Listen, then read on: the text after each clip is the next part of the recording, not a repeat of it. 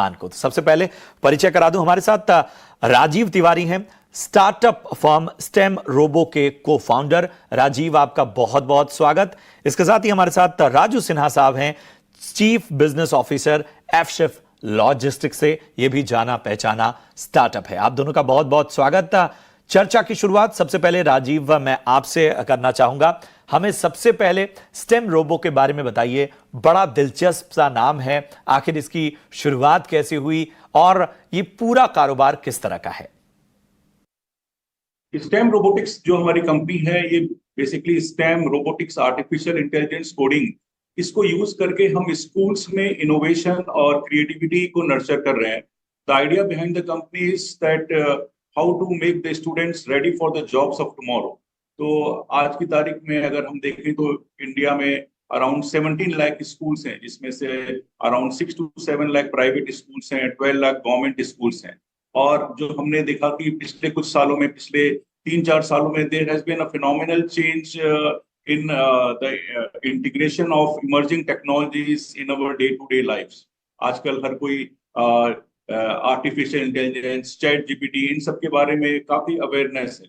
तो stem robotics एक company में हम स्कूल्स में, छात्रों में, टीचर्स में, फैकल्टी में, ये जो इमर्जिंग टेक्नोलॉजी है, इसके अराउंड हम लोग पूरा एक तरीके से एंड टू एंड सोल्यूशन उनको देते हैं कि अगर स्कूल्स में stem, robotics, artificial intelligence, coding, ये सब चीजें करानी हो तो उसका क्या कंटेंट होगा, क्या करिकुलम होगा, कैसे स्टूडेंट्स जो हैं उन चीजों को यूज करके अपने रियल लाइफ प्रॉब्लम्स को सॉल्व कर सकते हैं।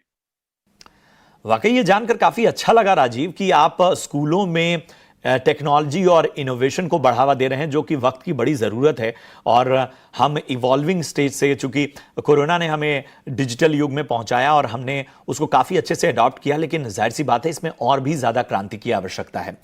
राजीव, एक चीज़ मैं समझना चाहूँगा, हाल फिलहाल फंडिंग को लेकर बड़े चैलेंजेस सामने आए और ये बार बार कहा जा रहा है कि पूरे स्टार्टअप वर्ल्ड में फंडिंग को लेकर चुनौतियां बरकरार हैं।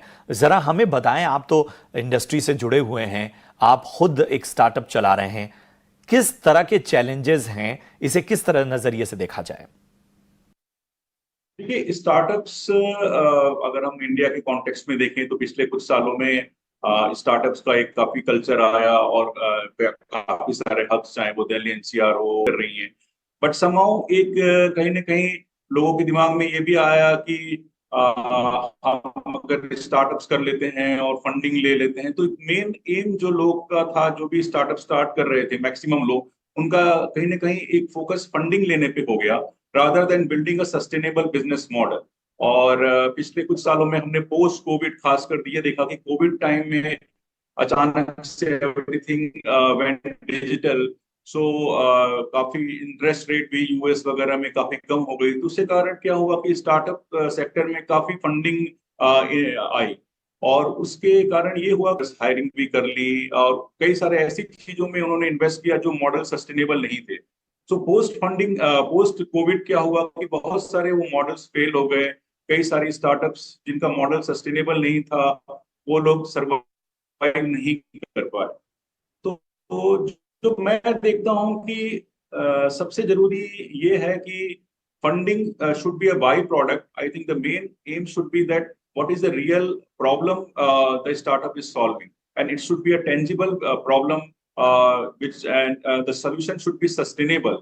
And if the company or any organization, any startup is able to build a solution around that, then definitely funding will come as a byproduct. Funding, revenue, everything will come. But अगर सिर्फ हम funding के बारे में सोचेंगे, एक tangible business model नहीं है, प्रॉफिटेबल बिजनेस मॉडल नहीं है, रेवेन्यू सेंट्रिक बिजनेस मॉडल नहीं है, and just we are sort of covering the losses through investors' money, then that model will not work out. So that has been the learning, and I think this is what we have been following. बिल्कुल सही बात आपने कही राजीव की startup में funding का बेहतर इस्तेमाल, सही इस्तेमाल, और जाहिर सी बात है जिसने पैसा लगाया है वो पैसा वापस भी चाहेगा। तो फंडिंग बेहतर तभी होगी जब सिस्टम सही से चले, और यही वजह है कि अच्छे स्टार्टअप्स इसमें किसी तरह की मुश्किल का सामना नहीं कर रहे हैं। चलिए, आर्टिफिशियल इंटेलिजेंस में डील करते हैं आप लोग। आर्टिफिशियल इंटेलिजेंस को लेकर दो तरह की थियरी है। एक पूरी तरह से जो सबसे ज्यादा जिस थियरी को, जिस नैरेटिव को इस वक्त हम देख रहे हैं वो है थ्रेट, खतरा। एआई नौकरियां खा जाएगा, एआई से इंडस्ट्रीज में एक तरह का सैचुरेशन आ जाएगा, बहुत से काम एआई कर लेगा। थ्रेट है या अपॉर्चुनिटी भी है, जरा बताइए। जैसे कोई भी नई टेक्नोलॉजी जो काफी डिसरप्टिव होती है, जब भी वो आती है तो एक हमेशा मन में शंका रहती है। There is always a, you can say, dual set of mind, like चाहे वो पब्लिक हो, चाहे कॉर्पोरेशन हो, एक सोसाइटी हो। Because the same thing when we in 90s when computers came, like so there was a, everyone started thinking कि computers आने के बाद जॉब चली जाएगी, या इसका क्या यूज है जनरल पब्लिक के लिए। भाई किसी ने कब ये सोचा भी नहीं होगा कि स्कूल्स और हर जगह कंप्यूटर्स आ जाएंगे 90s में। जैसे पहले हमने शुरुआती दौर में देखा कि रेलवे रिजर्वेशन और इस सब में इंडिया के कॉन्टेक्स्ट में कंप्यूटर्स आए, तो लोगों ने कहा कि बहुत सारी स्ट्राइक्स भी होने लगी कि अच्छा जॉब चली जाएगी।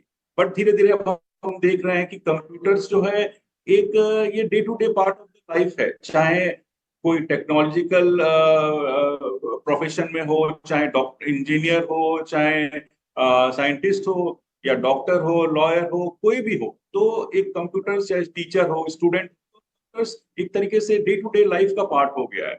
सो उसी तरीके से अब ये जैसे 90s में कंप्यूटर्स आया था, वैसे ही आज की तारीख में आर्टिफिशियल इंटेलिजेंस आई है, और ये एक डिसरप्टिव टेक्नोलॉजी है। I think it is going to be an enabler, right?